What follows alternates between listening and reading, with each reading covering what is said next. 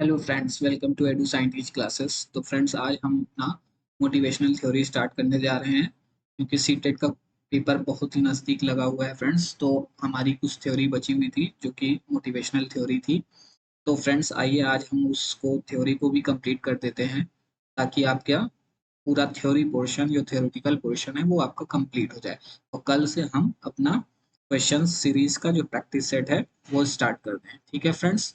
बाकी मैंने pedagogical session की वीडियो अपलोड कर चुकी है कि पेडागोजिकल क्वेश्चंस कैसे सॉल्व करना है। उसको आप डू एंड डोंट में देख लीजिए जाके फ्रेंड्स, प्लेलिस्ट में है।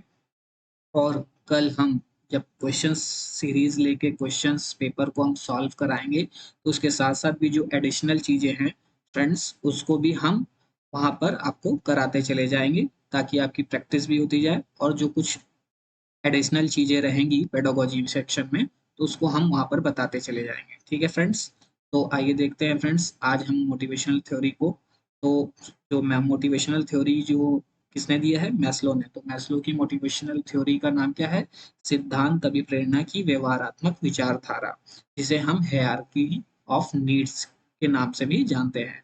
तो मैस्लो का प्रेरणा का पदानुक्रम पदानुक्रम सिद्धांत भी हम इसे कहते हैं। ठीक है फ्रेंड्स। तो हायरार्की ऑफ नीड्स थ्योरी किसने दी है? मैस्लो ने। तो इस तरह का क्वेश्चंस पूछ लेता है सीटेट में अक्सर फ्रेंड्स की हायरार्की ऑफ नीड्स थ्योरी किसने दी है। तो ठीक है फ्रेंड्स, तो वो आप जाने रहिए कि मैस्लो ने दी है। अब मैस्लो ने हायरार्की ऑफ नीड्स थ्योरी में जो स्टेप्स बताए हैं उसको देख लेते हैं फ्रेंड्स। तो उन्होंने कितना स्टेप्स बताया? 5 स्टेप्स स्टेप्स बताए हुए हैं। तो जो पहला है साइकोलॉजिकल, यानी कि इसमें क्या होता है फ्रेंड्स, जो फर्स्ट स्टेज होती है यानी साइकोलॉजिकल स्टेप में क्या होता है, ये हमारी इसमें क्या होती है, बेसिक नीड्स जो होती है वो यहाँ पर हमको बेसिक नीड्स, जैसे ही एक बेसिक नीड्स हमारी यहाँ पूरी होती है तो दूसरी नीड हमारी स्टार्ट हो जाती है यहाँ पर। यानी कि बेसिक नीड्स में क्या क्या आते हैं फ्रेंड्स, जैसे फूड है, वाटर है, एयर है, ये हमारी बेसिक नीड्स है। तो ये हमारा फर्स्ट स्टेप यानी साइकोलॉजिकल स्टेज में होता है। ठीक है फ्रेंड्स। फिर उसके बाद क्या आती है? सेफ्टी, यानी फिर हम हमारा डिमांड क्या हो जाता है, यानी कि एक नीड्स यानी हमारी ये नीड्स पूरी हुई, फूड वाटर एयर की ये नीड्स हमारी पूरी हुई, तो फिर हमारे हमारे जो जो एक नीड्स मतलब कंप्लीट हुई तो दूसरी नीड्स हमारी क्या स्टार्ट हो गई, हमें सेफ्टी, यानी फिर हम घर बनाते हैं, सेफ्टी की डिमांड करते हैं, तो वहां पर ये स्टार्ट हो जाता है। और जब ये नीड्स हमारी पूरी हो जाती है तो फिर हम क्या होते हैं, फिर लव बिलोंगिंग स्टेज में आ जाते हैं। यानी कि हम पढ़ते हैं किसमें, शादीशुदा के लिए फ्रेंड्स बनाते हैं, लव रिलेशन मैरिजेस ये स्टेज में आती हैं। ठीक है फ्रेंड्स। फिर उसके बाद हमें क्या होता है, स्टीम स्टीम की स्टेज में हम आ जाते हैं। यानी कि इसमें क्या होता है कि कैरियर की तरफ हम लग जाते हैं, सेल्फ रिस्पेक्ट हमें बहुत इंपॉर्टेंट इसमें इम्पोर्टेंट यानी मायने रखती है। बट यहाँ पर भी हम क्या है, इंसान जो है वो यहाँ पर भी संतुष्ट नहीं होता, सेटिस्फाइड नहीं होता, खुश नहीं होता है। फिर उससे क्या होता है, फिर जब वो सेल्फ एक्चुअलाइजेशन की स्टेज में पहुंचता है कि इसमें जब वह सेटिस्फाइड होता है और वहां पर वो क्या करता है, सेल्फ एक्चुअलाइजेशन को प्राप्त करता है। ठीक है फ्रेंड्स। तो ये हमारी जो मैस्लो ने ये जो हायरार्की ऑफ नीड्स की स्टेजेस बताए हैं फ्रेंड्स, कि उस स्टेजेस में क्या क्या होते हैं ये क्वेश्चन से पूछ लेता है। कि अगर साइकोलॉजिकल इस तरह से लेता है क्वेश्चन सीटेट में कि बेसिक बेसिक नीड्स यानी कि फूड वाटर एयर हम हमें किस स्टेज में, मैस्लो की किस स्टेज में होता है, तो साइकोलॉजिकल स्टेज में होता है। ठीक है फ्रेंड। जो कि जिसमें क्या होता है, बेसिक नीड्स जो होती है वो होती है यहाँ पर इस स्टेज में। ठीक है फ्रेंड्स। इसको मैंने हिंदी में भी लिख दिया है फ्रेंड्स। तो आप लोगों हिंदी का जो हिंदी मीडियम के स्टूडेंट्स हैं वो इसका स्क्रीनशॉट लेके देख लें और हिंदी नाम देख लें फ्रेंड्स, जिसके हम शारीरिक जरूरत बोलते हैं इस स्टेज में, जिसमें भूख प्यास सोना और सेक्स आदि आते हैं। फिर सुरक्षा की जरूरत हो जाती है, यानी सरकारी नौकरी, संसाधन, स्वास्थ्य, प्रॉपर्टी आदि की जरूरत होती है। फिर हमें फिर तीसरी स्टेज में क्या होता है, जिसे हिंदी में हम तादात्म्यता या संबंध का स्टेज बोलते हैं। इसमें क्या होता है, हम दोस्त बनाते हैं, परिवार जीवन साथी आदि की इसमें हमें नीड्स होती है। फिर हम आत्मसम्मान को प्राप्त करते हैं। फिर उसके बाद हमें क्या प्राप्त हो जाता है, स्व प्रत्यक्षीकरण की प्राप्ति हो जाती है, जिसे हम सेल्फ एक्चुअलाइजेशन बोलते हैं। ठीक है फ्रेंड्स। जिसे हम क्या कहते हैं, सेल्फ एक्चुअलाइजेशन। ठीक है फ्रेंड्स। अब देखते हैं फ्रेंड्स क्लार्क हल की थ्योरी थ्योरी क्लार्क हल ने किस पे थ्योरी दी है, ड्राइव रिडक्शन थ्योरी दी है।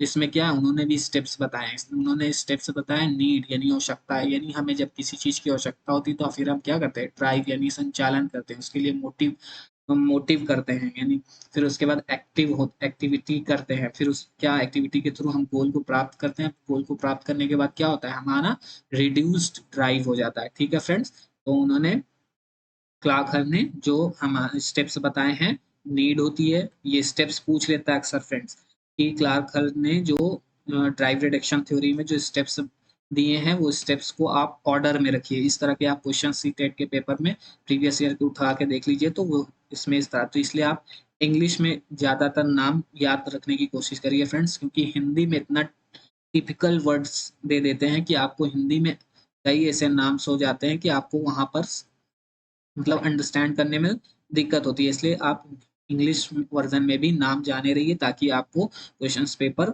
सॉल्व करने में आसानी हो। तो क्या होता है फिर, नीड होती है, जब हमें किसी चीज की नीड होती है तो हमें क्या होता है, टेंशन होता है।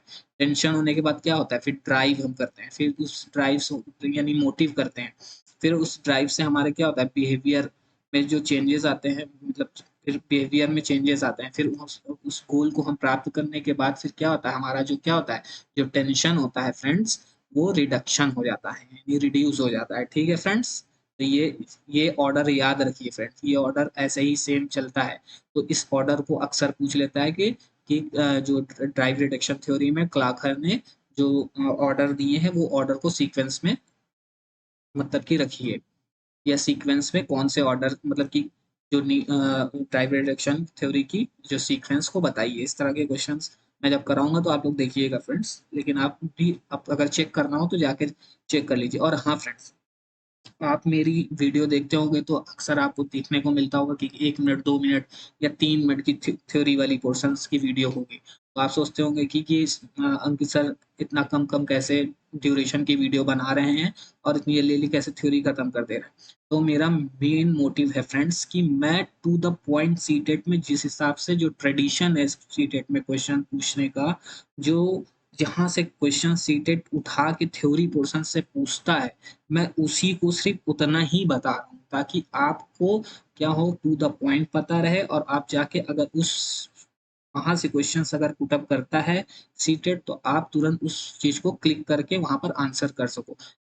थ्योरी पढ़ाने को तो बहुत डीप में भी मैं पढ़ा सकता हूँ, लेकिन मुझे कोई मतलब नहीं है फ्रेंड्स वहां तक डीप में पढ़ाने का, क्योंकि सीटेट में जिस तरह से ट्रेंड, जिस तरह से क्वेश्चंस पूछे जा रहे हैं, मैं उसी टाइप का आपको टू द पॉइंट बता रहा हूँ कि आप बस इतना जानिए कि जो चीज पूछ रही है वो चीज आप जानिए बस। बाकी आपको थ्योरी इन डिटेल पढ़ाने से कोई मतलब नहीं है फ्रेंड्स, क्योंकि अब इतना टाइम भी नहीं है कि हम पूरी डीप में डिटेल से आपको थ्योरी पढ़ाएं, और सीटेट इतना डीप में पूछता नहीं है।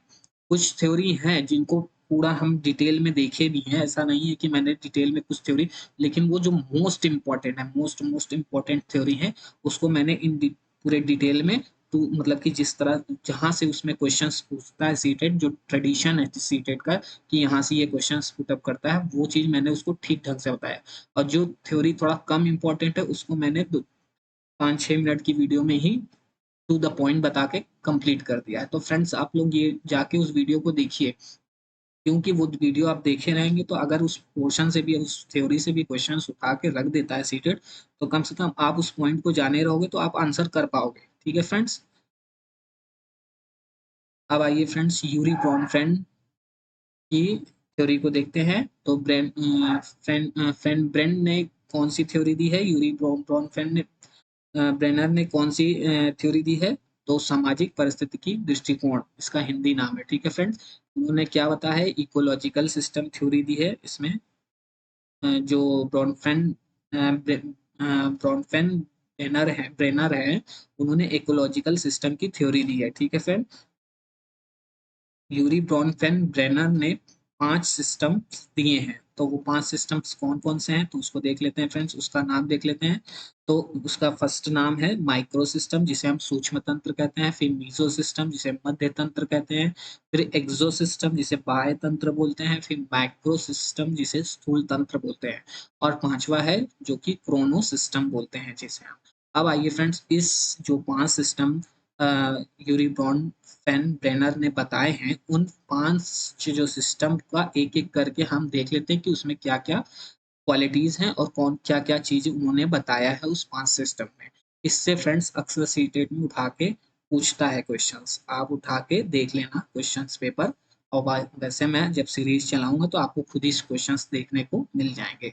तो ठीक है फ्रेंड्स, आइए देख लेते हैं कि जो पहला सिस्टम बताया है माइक्रो सिस्टम, इसमें क्या होता है कि जिसमें ये सब जब बच्चे के आसपास जो होते हैं, जैसे स्कूल हो गया, नेबर हो गया, फ्रेंड्स हो गया, रिलेटिव्स हो गए, स्कूल फ्रेंड्स हो गए, ये सब क्या है, ये जब आसपास का जो सिस्टम होता है उसको हम क्या कहते हैं, माइक्रो सिस्टम कहते हैं। इसी इस ये सब जो हैं, जो आसपास के सिस्टम, जैसे स्कूल हो गए आपके, नेबर हो गए, पड़ोसी हो गए, जिसे हम बोलते हैं फ्रेंड्स यानी दोस्त, रिलेटिव मतलब ये नाते रिश्तेदार, और स्कूल फ्रेंड्स, ये सब, तो ये क्या है, ये माइक्रो सिस्टम में आते हैं।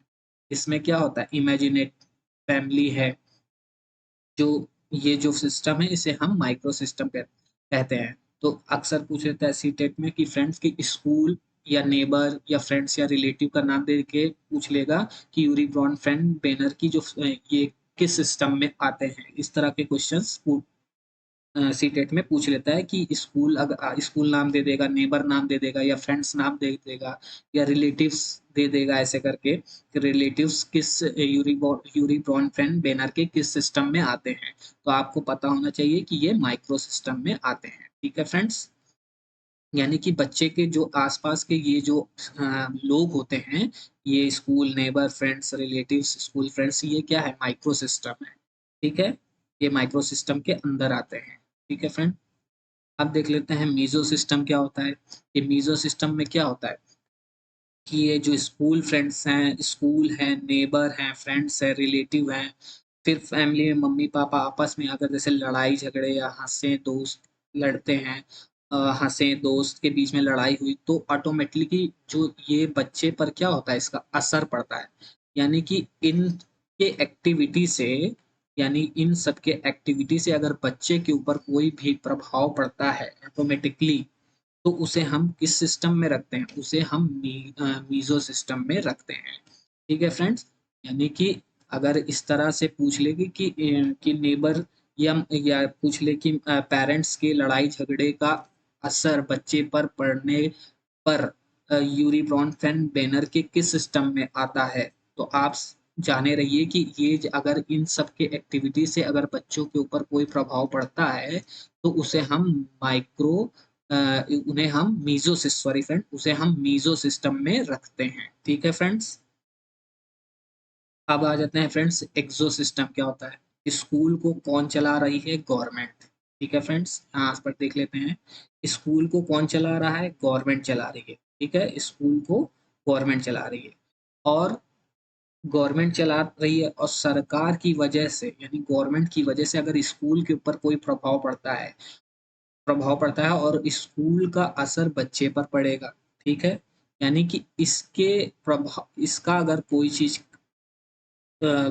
इसके स्कूल गवर्नमेंट के अगर कोई चीज डिसीजन से स्कूल पे प्रभाव पड़ता है, तो स्कूल के ऊपर जो प्रभाव जब पड़ेगा तो ऑटोमेटिकली क्या होगा, बच्चे के ऊपर जो प्रभाव पड़ता है, तो उसे ही हम किस में रखते हैं, एक्सो सिस्टम, यानी कि बाहर से जो असर बच्चे पर पड़ता है उसको हम एक्सो सिस्टम कहते हैं। ठीक है फ्रेंड्स, आप समझ में आ गया होगा, यानी कि बाहर से पड़ने वाला कोई भी प्रभाव बच्चे के ऊपर यानी असर बच्चे के ऊपर पड़ता है, तो उसे हम एक्सो सिस्टम में रखते हैं। और सीटेट में क्वेश्चंस उठा के पूछा हुआ है फ्रेंड्स कि बाहर से पड़ने वाले प्रभाव या असर को हम यूरी ब्रॉन फैन बैनर की किस सिस्टम में देखते हैं या रखते हैं, तो एक्सो सिस्टम में रखते हैं। ठीक है फ्रेंड्स, माइक्रो सिस्टम क्या होता है, जिसमें बच्चे पर कल्चर यानी हमारी संस्कृति, रूल्स, नियम, वैल्यूज यानी परंपराएं या रिलीजियन,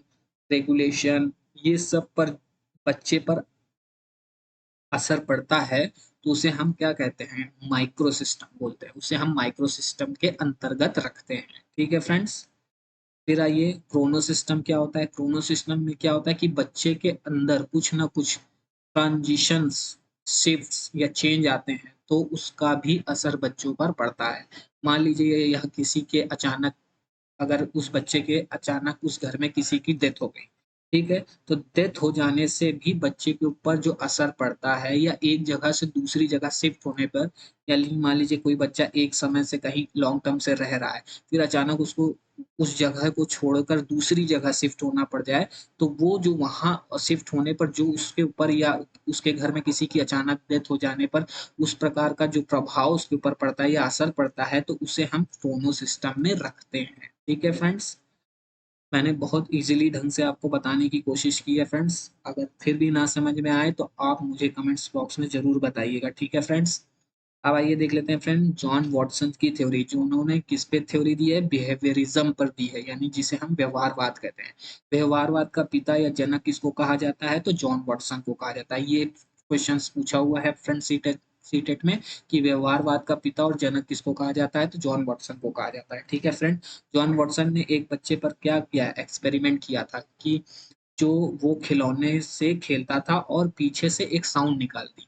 यानी कि जॉन वॉटसन ने एक क्या की एक साउंड भयावह यानी कि फ़ियर टाइप की एक साउंड अचानक से निकाल दी बच्चे के पीछे से और बच्चा एकदम से डर गया। तो उस बच्चे का नाम क्या था? अल्बर्ट, ठीक है? उस बच्चे का नाम अल्बर्ट यानी कि फ्रेंड्स ये पूछ लेता है सीटेट में कि उस बच्चे का नाम क्या था? तो अल्बर्ट था। तो इसे हम कंडीशनिंग के ऊपर एक्सपेरिमेंट था यानी कि कंडीशनिंग के ऊपर एक्सपेरिमेंट था किसका? जॉन वॉटसन का। ठीक है फ्रेंड्स? जॉन वॉटसन का कंडीशनिंग के ऊपर एक्सपेरिमेंट था। फिर देख लेते हैं फ्रेंड दो got 11 month old Albert to fear a rat by making loud noise whenever he touched the rat. Albert developed a fear of the white rat. ठीक है फ्रेंड्स उसके अंदर व्हाइट रैट को छूने पर मतलब कि व्हाइट रैट को देख के जो डेवलपमेंट हो गया था क्या हो गया था फियर का। ठीक है फ्रेंड्स अब आइए फ्रेंड्स देख लेते हैं इवान पावलोव की जो थ्योरी है उसका। तो इवान पावलोव ने क्या किस पे थ्योरी दी थी? अनुकूलित अनुक्रिया का सिद्धांत दिया था जिसे हम कंडीशनिंग रिस्पॉन्स थ्योरी के नाम से भी जानते हैं। और एक नाम क्या था? क्लासिकल कंडीशनिंग थ्योरी यानी कि ये दो नाम से हम जानते हैं। ऊपर वाला यानी कि हिंदी नाम भी जान लीजिए कि जिसे हम अनुकूलित अनुक्रिया का सिद्धांत बोलते हैं और इंग्लिश में क्या बोलते थे उसको? कंडीशनिंग कंडीशनेड रिस्पॉन्स थ्योरी जिसे कंडीशनेड रिस्पॉन्स थ्योरी या क्लासिकल कंडीशनिंग थ्योरी के नाम से हम जानते हैं। ठीक है फ्रेंड्स अब देख लेते हैं फ्रेंड्स कि इसमें इस थ्योरी में उन्होंने बताया क्या था इवान पावलोव ने। अक्सर यूपी टेट में ये भी पूछ लेता है कि इवान पावलोव ने किस पर मतलब कि अपना वो किया था एक्सपेरिमेंट किया था तो कुत्ते पर किया था। ठीक है फ्रेंड्स ये ध्यान रखिएगा। तो अब यहाँ पर देख लेते हैं फ्रेंड्स कि यू सी एस और यू सी आर का मतलब क्या होता है कि यू का मतलब होता है अनकंडीशनिंग, सी का मतलब होता है कंडीशनिंग और एस का मतलब होता है स्टिमुलस। ठीक है फ्रेंड्स और यू का मतलब अनकंडीशनिंग और सी का मतलब कंडीशनिंग, आर का मतलब रिस्पॉन्स यानी कि अनकंडीशनिंग कंडीशनिंग स्टिमुलस फिर अनकंडीशनिंग कंडीशनिंग रिस्पॉन्स। ठीक है फ्रेंड्स ये थ्योरी पूरी इसी पे डिपेंड है। ठीक है फ्रेंड्स अब आइए देख लेते हैं फ्रेंड्स की थ्योरी में क्या कहा है कि क्या बताया था फ्रेंड इवान पावलोव ने कि उन्होंने पहले क्या दिया था? उन्होंने दिया था कि डॉग को फूड दिया यानी कि डॉग को फूड दिया यानी अनकंडीशनिंग कंडीशनिंग स्टिमुलस यानी डॉग को क्या दिया? फूड दिया फूड दिया।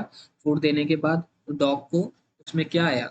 स्लाइवा आया। ठीक है यानी अनकंडीशनिंग कंडीशनिंग रिस्पॉन्स किया उसने डॉग ने यानी फूड को मतलब कि देने पर उसके मुंह में क्या आया? स्लाइवा आया यानी बिफोर कंडीशनिंग यानी कंडीशनिंग यानी कि उसके ऊपर बिफोर कंडीशनिंग कोई कंडीशन नहीं लगाया तब उसके खाली फूड दिया और स्लाइवा आया। ठीक है फिर उन्होंने क्या किया? बेल बेल बजाया। बेल यानी नेचुरल स्टिमुलस यानी कुछ भी नहीं यानी कि बेल बजाया और क्या हुआ? स्लाइवा नहीं आया नेचुरल रिस्पॉन्स। ठीक है यानी फिर उसको बाद क्या है? बेल बेल को फूड से जोड़ दिया यानी कि बेल को फूड से जोड़ दिया यानी कि पहले बेल बजाई फिर फूड दिया। ठीक है इवान पॉलो ने कुत्ते को पहले बेल बजाई फिर फूड दिया तो स्लाइवा यानी ड्यूरिंग कंडीशनिंग यानी उसके बाद स्लाइवा आया उसके मुंह में। ठीक है फ्रेंड्स फिर फिर क्या हुआ? फिर बेल बजाई फिर स्लाइवा आया यानी कि जब काफी टाइम तक उन्होंने बेल बजा के फूड दिया तो स्लाइवा आया। फिर उसके बाद उन्होंने कुत्ते के अंदर क्या आया कि खाली बेल की आवाज सुनते ही उसके अंदर क्या आने लगा? स्लाइवा आने लगा यानी आफ्टर कंडीशनिंग। ठीक है, इसी को हम क्या कहते हैं, CS और CR, यानी कंडीशनिंग स्टिमुलस और कंडीशनिंग रिस्पॉन्स। ठीक है फ्रेंड्स, यानी कि उन्होंने क्या दिया कि फूड दिया, फिर सलाइवा आया, फिर बेल बजाई, फिर कोई रिस्पॉन्स नहीं किया डॉग ने, फिर उसने कंडीशनिंग कर कंडीशनिंग कंडीशनिंग जोड़ दिया, यानी कि उसने बेल बजाई फिर फूड दिया, तो कुत्ते के अंदर क्या आया, सलाइवा आया, फिर उसने फिर बेल बजाई फिर सलाइवा आया, यानी कि जब काफी टाइम तक उन्होंने बेल बजा के फूड देते गए तो एक समय आया कि खाली बेल की आवाज सुनकर ही डॉग के अंदर क्या आने लगा, सलाइवा आने लगा। यानी कि अगर उस बेल के बाद अगर वो फूड ना भी देते तो भी डॉग को ये लगता कि उसके मुख में सलाइवा आने लगता था, कि उसको लगने लगता था कि हाँ बेल बजी है तो फूड मिलेगा। ठीक है फ्रेंड्स, आप दूर ना जाइए, मैंने मेरे घर में भी पेट पले हुए हैं फ्रेंड्स, तो वो उसकी आदत क्या है कि जैसे ही मिक्सी ग्राइंडर में कुछ भी पिसता है तो उसको लगता है कि हाँ मेरी रोटी को उसमें तैयार किया जा रहा है, तैयार करके उसको दिया जाएगा। तो वो तुरंत भाग के किचन के पास बाहर जाके खड़ा हो जाता है। तो ये मैं अपने घर की मैं बता रहा हूँ फ्रेंड्स। तो मुझे जब मैं उसकी एक्टिविटी देखता हूँ तो फ्रेंड मुझे इवान पॉलाव की थ्योरी याद आ जाती है। ठीक है फ्रेंड्स, आप देख लेते हैं फ्रेंड स्किनर की शास्त्रीय अनुबंधन सिद्धांत, जिसे हम ऑपरेंट कंडीशनिंग थ्योरी कहते हैं। ठीक है फ्रेंड्स, तो रेनफोर्समेंट और पनिशमेंट, उन्होंने रेनफोर्समेंट और पनिशमेंट, तो ऑपरेंट कंडीशनिंग थ्योरी दी है स्किनर ने। उन्होंने इंस्ट्रूमेंट कंडीशनिंग और प्रोग्राम्ड लर्निंग दो नाम दिया है। ऑपरेंट कंडीशनिंग का ही ये नाम है, जिसे हम इंस्ट्रूमेंट कंडीशनिंग के नाम से भी जानते हैं और प्रोग्राम लर्निंग के नाम से भी जानते हैं ऑपरेंट कंडीशनिंग को, थ्योरी को। ठीक है फ्रेंड्स, अब स्किनर का जो क्या है मैकेनिज्म है, क्या है मैकेनिज्म क्या है, देख लेते हैं फ्रेंड। उन्होंने मैकेनिज्म में 4 स्टेप्स बताए हैं। पहला है शेपिंग, जिसमें हम व्यवहार को आकार देने के लिए शेपिंग करते हैं, फिर चेनिंग करते हैं, फिर डिस्क्रिमिनेशन करते हैं, फिर जनरलाइजेशन कर देते हैं। ठीक है फ्रेंड, अब देख लेते हैं कि इसमें कैसे शेपिंग की जाती है, कैसे चेनिंग की जाती है, डिस्क्रिमिनेशन क्या होता है, जनरलाइजेशन क्या होता है। ठीक है फ्रेंड्स, अब देखिए फ्रेंड्स, शेपिंग में क्या होता है, बच्चे के व्यवहार को आकार मतलब कि देते हैं, क्योंकि ताकि वो गोल तक पहुंच सके। ठीक है फ्रेंड्स, शेपिंग में होता है। और चेनिंग में क्या होता है, स्टेप्स में तोड़कर ऑर्डर में जोड़ना। ठीक है फ्रेंड, चेनिंग में क्या होता है, स्टेप्स में तोड़कर फिर हम उसको ऑर्डर में जोड़ते हैं, तो उसे ही हम क्या करते हैं, चेनिंग कहते हैं। चेनिंग चेनिंग यानी एक चेन की तरह बनाते हैं। ठीक है फ्रेंड्स, चेनिंग उसे ही चेनिंग कहते हैं। फिर डिस्क्रिमिनेशन क्या होता है, फर्क, यानी फर्क करना या फर्क पहचानना, कि मैं उस बच्चे को दंड दूं कि रेनफोर्समेंट दूं। बट जो काम होमवर्क करके लाया है तो उसको A+ दे दिया, और जो नहीं लाया उसको नहीं दिया। ठीक है फ्रेंड, इसी को हम डिस्क्रिमिनेशन बोलते हैं।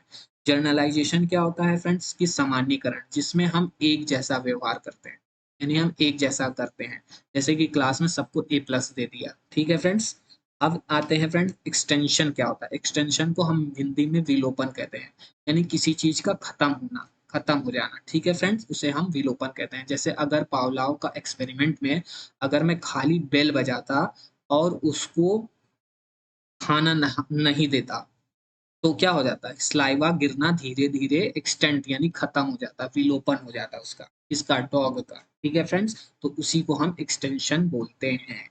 यानी कि हम धीरे धीरे अगर किसी चीज को करना बंद कर देते हैं तो उस चीज का क्या होता है, हमारे अंदर वो धीरे धीरे समाप्त हो जाती है। ठीक है फ्रेंड, तो इसी चीज को मैंने एग्जाम्पल के थ्रू बताया कि इवान पावलोव अगर अपने एक्सपेरिमेंट में खाली बेल ही बजाते हैं और डॉग को फूड ना देते हैं तो उसका सलाइवा धीरे धीरे आना बंद हो जाता। ठीक है फ्रेंड्स, और स्किनर क्या कहते हैं कि एक लड़की डेली होमवर्क करके लाती है और मैं उसको रेनफोर्स दे देता हूँ, या दे देती हैं आप जो भी हैं, अ, तो उसका क्या, उसका भी क्या हो जाता है, इंटरेस्ट धीरे धीरे, मतलब कि उसको रेनफोर्समेंट दे ही नहीं रहा हूँ या रही हूँ।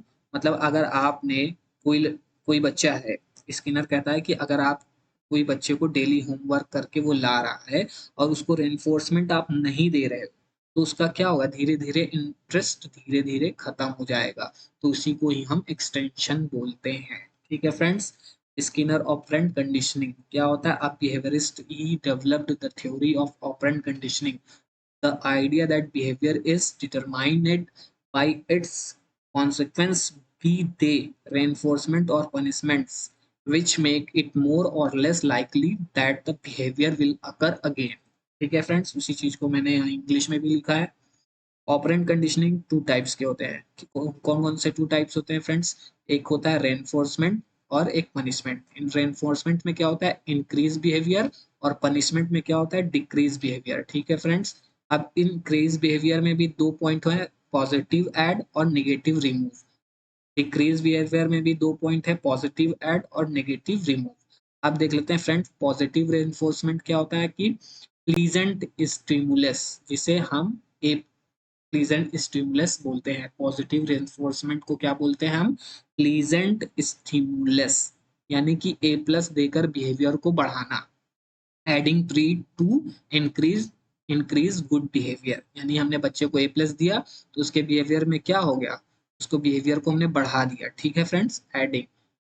Adding treats to increase good behaviour reinforcement देखे। अब नेगेटिव रेनफोर्समेंट क्या होता है कि बिहेवियर से नेगेटिव चीज हटाने के लिए जब हम बिहेवियर के इंक्रीज करना करते हैं बाय रिमूविंग अनप्लीजेंट यानी अवर्सिव, यानी जो चीज हमें अच्छी नहीं लगती उसे ही हम स्टिमुलस देके। For example, strength a behaviour that avoids और रिमूव्स अ नेगेटिव आउटकम। जैसे हम धूप से सनबर्न हो जाता है, जैसे हमें धूप से सनबर्न हो जाता है तो उस सनबर्न से बचने के लिए हम क्या करते हैं? सन स्क्रीन लगाते हैं।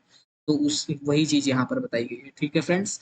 अब आते हैं फ्रेंड्स, देख लेते हैं पॉजिटिव पनिशमेंट क्या होता है कि हमें बिहेवियर को क्या करना है? डिक्रीज करना है। ठीक है, डिक्रीज कराना है। तो पॉजिटिव पनिशमेंट कहता है कि हमें बिहेवियर को डिक्रीज कराना है बाई एडिंग अनप्लीजेंट स्टिमुलस देकर। ठीक है, aversive stimulus. For example, alarm alarm है, हम सुबह उठ नहीं पाते तो बहुत से खराब अलार्म लगाते हैं ताकि हम सुबह उठ सके। इसी को हम क्या कहते हैं? Positive punishment. ठीक है फ्रेंड्स। यानी कि you receive a speeding ticket, positive stimulants which decrease your behavior of speeding punishment। ठीक है फ्रेंड्स। अब देख लेते हैं फ्रेंड्स, नेगेटिव पनिशमेंट क्या होता है कि बिहेवियर को डिक्रीज कराना है तो by removing the pleasant stimulates. जो चीज अच्छी लग रही है उसको हटाकर बिहेवियर को डिक्रीज कराना है तो या करना है। फॉर एग्जाम्पल, बहुत लोगों को क्या होता है? ड्रिंक करके ड्राइव करने में मजा बहुत आता है, तो उससे क्या होता है? बट उनका नुकसान भी बहुत होता है। तो चालान वाला जो पूरे साल का उसका लाइसेंस जब्त कर लेता है, और फिर जब जब्त इसलिए कर लेता है कि अब तू चलाएगा ही नहीं गाड़ी तो क्या होगा? प्लीजेंट स्टिमुलस हटा दिया उसके, तो ऑटोमेटिक ही उसका क्या होगा? बिहेवियर जो हो गया डिक्रीज हो गया। इसी को ही हम क्या कहते हैं? Negative punishment. ठीक है फ्रेंड्स। तो बिहेवियर क्या हो जाएगा? डिक्रीज हो जाएगा। तो एक बच्चा वीडियो गेम खेल खेल कर उसकी आंखें खराब हो रही है, तो उसको हम वीडियो गेम हटाकर दूसरी चीज दे देते हैं। तो मेन चीज क्या है कि चाहे हम पनिशमेंट देकर या रेनफोर्समेंट देकर उसके बिहेवियर को चेंजेस लाया जाता है जब, तो उसके हित में ही हो रहा है। कहने का मतलब दोनों में उसके हित के बारे में ही बताया जा रहा है। ठीक है फ्रेंड्स। अब आते हैं friends, schedules of reinforcement. Schedule क्या है रेनफोर्समेंट का? तो एक्सटेंशन और इंटरमिटेंट और कंटिन्यूअस। आप देख लेते हैं फ्रेंड्स कि इंटरमिटेंट में कितने पार्ट्स में डिवाइड किया गया है? तो इंटरवल और रेशियो। अब इंटरवल में भी दो पार्ट डिवाइड किया गया है, पहला है फिक्स्ड और वेरिएबल। रेशियो में भी फिक्स्ड और वेरिएबल दो पार्ट में इसको भी डिवाइड किया गया है। आप देख लेते हैं फ्रेंड्स कि पार्शियल और इंटरमिटेंट रेनफोर्समेंट अच्छी होती है। इसमें क्या होता है? बच्चे को कभी कभी चॉकलेट दी जाती है, तो अक्सर सीटेट में पूछ लेता है कि पार्शियल रेनफोर्समेंट अच्छा होता है कि रेशियो, मतलब कि इस तरह का क्वेश्चंस पूछ लेता है। तो आपको ध्यान रहे, रखना है कि हमें पार्शियल रेनफोर्समेंट या इंटरमिटेंट रेनफोर्समेंट बच्चे को देना है। ठीक है फ्रेंड्स। आप देख लेते हैं फ्रेंड्स कि पार्शियल जो रेनफोर्समेंट है उसके दो पार्ट देख लेते हैं। एक रेशियो के पर्पज से यानी रिस्पॉन्स के अकॉर्डिंग दिया जाता है, और दूसरा है इंटरवल रिस्पॉन्स के अकॉर्डिंग हम रेनफोर्समेंट देते हैं, जिसमें इंटरवल में क्या होता है, टाइम पीरियड के अकॉर्डिंग हम रेनफोर्समेंट देते हैं, लेकिन इसमें भी क्या होता है, फिक्स्ड और वेरिएबल होता है। लेकिन फ्रेंड्स इसमें क्या होता है कि फिक्स्ड यानी जो फिक्स्ड होता है, यानी कि जैसे कि जो रिस्पॉन्स पर या पार्शियल देना, मतलब कि जब हम जो फिक्स्ड यानी जैसे कि जब वो मैथ में अच्छा रिस्पॉन्स करेगा, फिक्स्ड वाला जो रिस्पॉन्स रेनफोर्समेंट होता है कि जैसे कि कोई बच्चा मैथ में अच्छा रिस्पॉन्स करेगा तो मैं उसको चॉकलेट दूंगा, तो ये फिक्स्ड है, यानी कि इसको हम फिक्स्ड बोलते हैं। ठीक है फ्रेंड्स, इसको हम फिक्स्ड रिस्पॉन्स बोलते हैं। बट वेरिएबल में क्या होता है कि मैं कभी कभी जैसे कि सोशल साइंस, मैथ, इंग्लिश पर जब अच्छा रिस्पॉन्स करेगा बच्चा, तो वो वेरिएबल हो गया। ठीक है फ्रेंड्स, तो ये क्या हो गया, रेशियो में आ गया। ठीक है फ्रेंड्स, ये रेशियो में आ गया। अब देख लेते हैं कि टाइम पीरियड के अकॉर्डिंग हम रेनफोर्समेंट कैसे देते हैं। तो टाइम पीरियड के अकॉर्डिंग रेनफोर्समेंट जो दिया जाता है पार्शियल में, उसमें क्या होता है, मैंने फिक्स्ड कर दिया कि वेनेसडे को ही हम डे पर उसको चॉकलेट दूंगा, यानी कि एक फिक्स्ड कर दिया कि मैंने वेडनेसडे को ही मैं चॉकलेट उस बच्चे को दूंगा, तो ये हो गया फिक्स्ड रेनफोर्समेंट टाइम पीरियड के अकॉर्डिंग। ठीक है, अब टाइम पीरियड के अकॉर्डिंग वेरिएबल में देख लेते हैं फ्रेंड कि क्या होता है कि बट मैंने कभी कभी मंडे में को भी दे दिया, कभी कभी सैटरडे को भी दे दिया, कभी कभी हफ्ते में दे दी कभी, तो ये क्या हो गया, वेरिएबल हो गया टाइम पीरियड के अकॉर्डिंग। यानी कि वेरिएबल में क्या होता है, फिक्स्ड नहीं होता है, उसमें कभी भी हम दे देते हैं। ठीक है, कोई निश्चित नहीं रहता। और इंटरवल में टाइम पीरियड के अकॉर्डिंग जो फिक्स्ड होता है उसमें फिक्स्ड होता है, यानी कि मैंने वेडनेसडे को बोल दिया बच्चे को चॉकलेट देने को, तो वेडनेसडे को ही दूंगा। ठीक है, अगर वो काम अच्छा करके आया तो। ठीक है फ्रेंड, इसी तरह पार्शियल में रेशियो में जो रिस्पांस के अकॉर्डिंग दिया जाता है, रिस्पांस ये ध्यान रखिएगा फ्रेंड्स, रिस्पांस के अकॉर्डिंग दिया जाता है, इसमें भी फिक्स्ड होता है और वेरिएबल होता है। फिक्स्ड में यानी क्या होता है कि अगर मैथ में अच्छा रिस्पांस करेगा तो मैं उसको चॉकलेट दूंगा, ये फिक्स्ड है। अगर बच्चा मैथ में अच्छा रिस्पांस रिस्पांस करेगा तो मैं उसको चॉकलेट दूंगा, तो ये फिक्स्ड है। ठीक है, कि मैंने उसको एक फिक्स्ड कर दिया कि तुम मैथ में अच्छा रिस्पांस करोगे तो मैं तुम्हें चॉकलेट दूंगा। लेकिन वेरिएबल में वही क्या हो जाता है कि मैं कभी कभी अगर सोशल साइंस में भी दे दिया, अगर अच्छा बच्चा रिस्पॉन्स किया, मैथ में भी अगर अच्छा रिस्पॉन्स कभी किया तो उसमें भी दे दिया, या इंग्लिश में भी अच्छा रिस्पॉन्स बच्चा किया तो उसमें भी दे दिया चॉकलेट।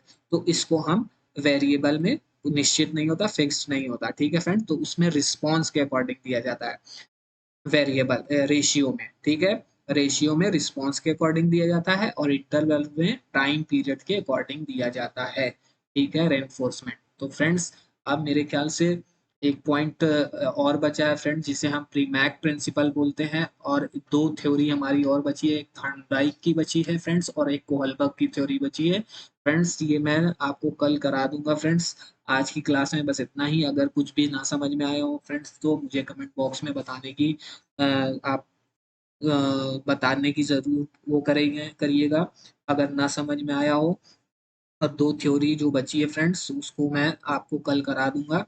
आपकी ऑलमोस्ट सारी थ्योरी मैंने कंप्लीट कर दी है फ्रेंड्स। अब आपकी प्रैक्टिस सेशन चलाना है मुझे बस, और वो भी मैं कल से करूंगा। ठीक है फ्रेंड्स, अगर क्लास पसंद आई हो तो चैनल को सब्सक्राइब, लाइक, शेयर जरूर कीजिएगा। Thank you so much.